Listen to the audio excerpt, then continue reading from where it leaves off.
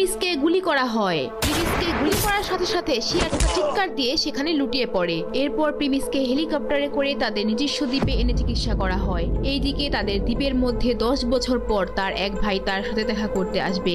Premise তার দ্বীপের মধ্যে ঘুরছিল সমুদ্রের পাড়ে। হঠাৎ সে দেখতে পায় কতগুলো মেয়ে সেখানে একসাথে বসে আড্ডা দিচ্ছিল।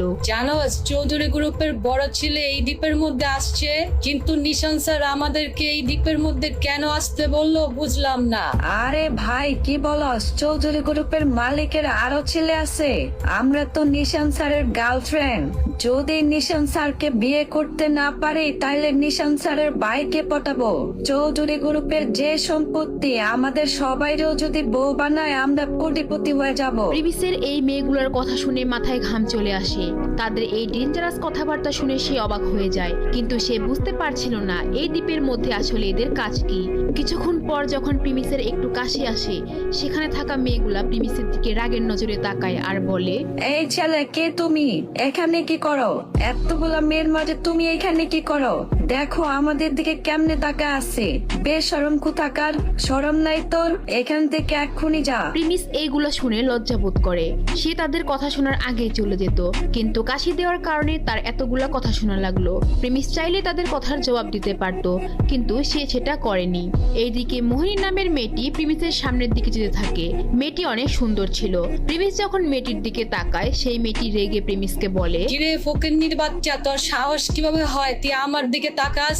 তোর সাহস কিভাবে হলো এত সামনের থেকে তুই আমার দেখতেছ? তুই জানোস কত মানুষ আমার এত সামনের থেকে দেখার জন্য স্বপ্ন দেখে? শালা গরিবের বাচ্চা কই থেকে যায় সে পড়ে। এরপর মেয়েটি প্রিমিসের সামনে দিয়ে যাওয়ার সময় হোঁচট খেয়ে পড়ে যেতে নেয়, আর প্রিমিস কোনো রকমে মেয়েটিকে ধরে ফেলে। প্রিমিসের হাতে এবং পায়ে চোট থাকার কারণে সেও মেয়েটির উপরে পড়ে যায়। এরপর মেয়েটি উঠে প্রিমিসকে জোরে থাপ্পড় লাগিয়ে দেয় আর বলে, শয়তানের বাচ্চা শয়তান, তোর সাহস কিভাবে হয় তুই আমার গায়ে হাত দেস? তুই জানোস আমি কে?